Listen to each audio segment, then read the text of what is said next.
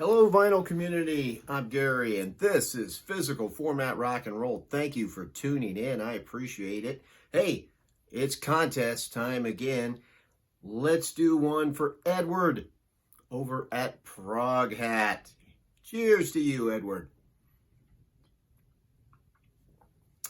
Edward is a really nice guy, and that is why I want to do this contest. Throw some support his way. He was going for 400 subscribers, I believe, but he's already passed that. And I don't know, I think he's just kind of trying to have a little bit of a celebration too, maybe because his birthday. He just had his birthday, but that comes on later. So anyway, if you have not visited Proghat, please do so. He's a really nice guy. He's got a great channel. Obviously, he likes progressive rock, just like I do, but he's got all kinds of different tastes in music that he likes. So go check him out, Proghat. I will have his information below. He's having a cool contest because it's about the 60s. I love music from the 60s. It's one of the greatest eras in rock and roll. It's quite the transition from 1960 through 1970, right? So anyway, first thing he wants us to do is show 3 albums from the 60s that we love. No problem. I'm going to start off with this one. Rolling Stones, Through the Past Darkly. This is Big Hits Volume 2. Now, what I really like about this, normally I wouldn't show a Greatest Hits, but I really like this one. This is a German pressing. This is on Decca. It has songs like Jumpin' Jack Flash on it, but it also has songs like, 2,000 Light Years from Home and We Love You, things like that. Dandelion is on here. She's a Rainbow. It's also got Ruby Tuesday on here, which is a song that I love by the Rolling Stones. This is just a terrific album. It's a great way to get a good variety of the Rolling Stones. I love this one. Next up, we've got another awesome album. This is A Saucer Full of Secrets by Pink Floyd. This is where they're more coming into their own a little bit. Of course, it has the song, the epic Saucer Full of Secrets, but it also has Set the Controls for the Heart of the Sun, which is one of my favorite Pink Floyd songs. It's the first time I ever saw Roger Waters and his band, they did this song, and it was just epic. It was such a cool moment. I love that song. And then for my third album that I picked Over, Under, Sideways, Down by the Yardbirds. This is fantastic too. I love this song. The title track itself is on here. And the Yardbirds were a great band. Started out strictly blues, but then ended up having a lot of psychedelic aspects. Of course, they were known for having Eric Clapton, the amazing, great, late Jeff Beck, and Jimmy Page. So all 3 of those guys played guitar in this band at one time or another. You can't go wrong with the Yardbirds record. Next, what was it? 3 songs. I think I wrote 3 down. Pick 3 songs that you liked. I tried to kind of go with hits. So the first one I'm stealing from my good buddy Rich Strickler, Waterloo Sunset by the Kinks. Love that song. One of my all-time favorite songs. Just a perfect song. Everything about it is great. Next up is Paint It Black by the Rolling Stones. One of my all-time favorite Rolling Stones songs. Has that great sound to it, and the lyrics are very dark for that time period. It just foreshadowed a lot of other types of music. I love that song. And then finally, the last one that I picked for songs is Last Train to Clarksville by the Monkees. Another song, I know, that's a Boyce and Hart song, that they're the ones that wrote it.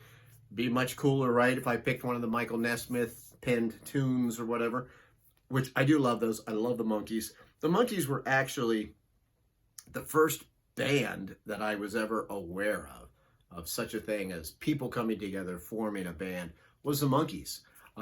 Because what the Monkees did was, whatever the television networks did, after the Monkees were done, like starting in like between 1969 and 1971, somewhere around there, they started showing the Monkees old TV show, because it had already been off for a couple years, on Saturday morning with all the Saturday morning cartoons. You would see an episode or two of the Monkees. That's when I saw it as a wee little lad. So it's like some of the first memories I have of music or bands are the Monkees. So that's why I picked Last Train to Clarksville, because Last Train to Clarksville and I'm a Believer always stuck in my head. Later made me come back and rediscover the Monkees and realize how much other great music that they had.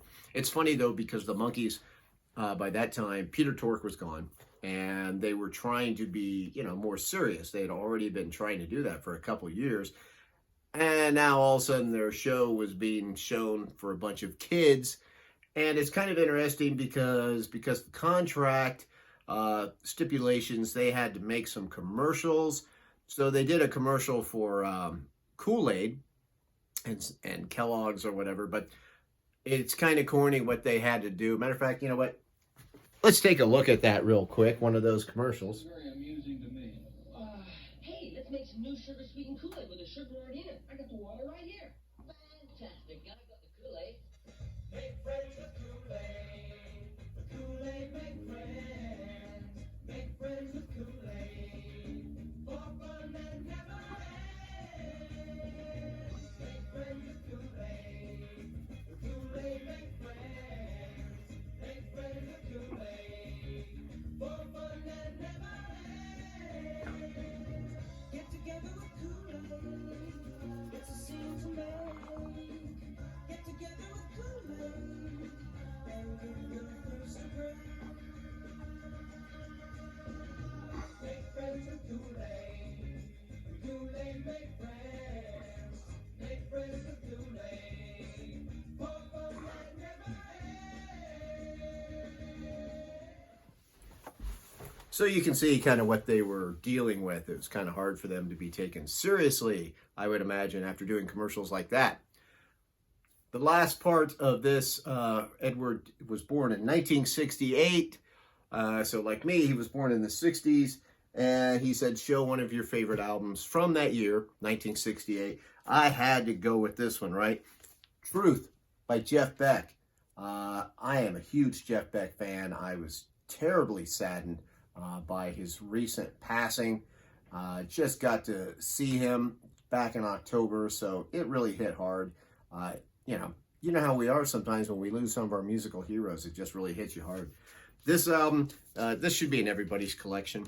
Jeff Beck, Truth. This was his first solo album after he left the Yardbirds. Of course, it's famous for having Rod Stewart on here also singing, an unknown Rod Stewart at that time. Ronnie Wood plays bass. Terrific album, great blues rock, a little bit of psychedelia in here. This is a must-own. So Jeff Beck, Truth from 1968. Hey, you know what? The most important thing is from this video, go check out Proghat. If you haven't already, subscribe him. Super nice guy. Congratulations on all your success, Edward, and this is a fantastic contest. Thank you, everybody who has watched. I'm Gary. This is Physical Format Rock and Roll. Till the next time, my friends, I will see you down the road.